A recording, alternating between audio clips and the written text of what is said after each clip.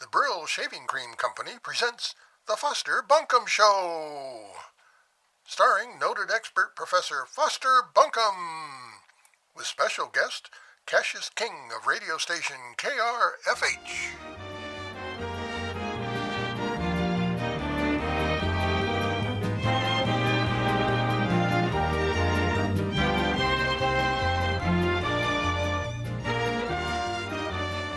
Men, for the clean, comfortable shave you've always wanted, Brill Shaving Cream has a fine and light texture that quickly surrounds and supports each bristle better than heavy cream. Your razor doesn't skid or skip when you use Brill Shaving Cream. Brill Shaving Cream available in the personal care aisle of your favorite store. Try some today. And I can tell by the smooth look of the professor's face that he shaved this morning with Brill Shaving Cream, and he's ready to start the show. So here he is, Professor Foster Bunkham.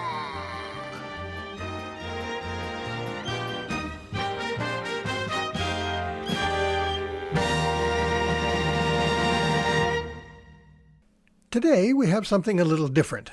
I was recently interviewed by Cassius King of radio KRFH in his studio.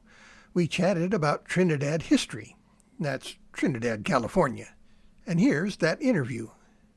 I'm very happy to have on the show today noted expert Professor Foster Bunkham.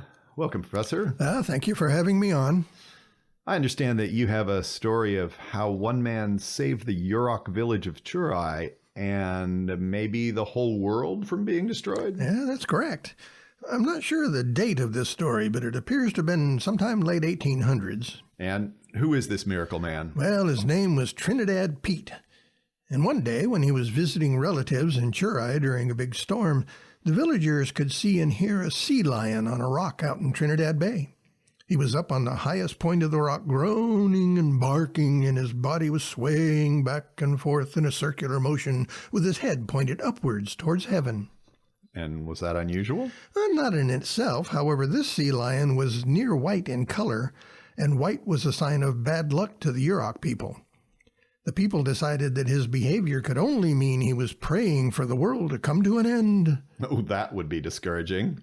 What could they do about it? Well, they decided he needed to be killed immediately. How? If it was storming at sea and the sea lion was on a rock out in the bay? Yeah, volunteers were called for. But guess what? No one stepped forward.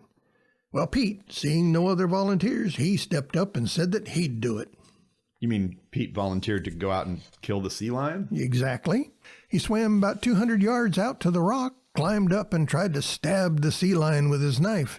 But after the swim, his hands, of course, were freezing, and the sea lion's hide was tough. Yeah, I can imagine. Yeah, he tried again and again, stabbing with all of his force. Unfortunately for Pete, after a number of blows, his knife just slipped off and cut 4 fingers of his own hand, severing several tendons. Yikes.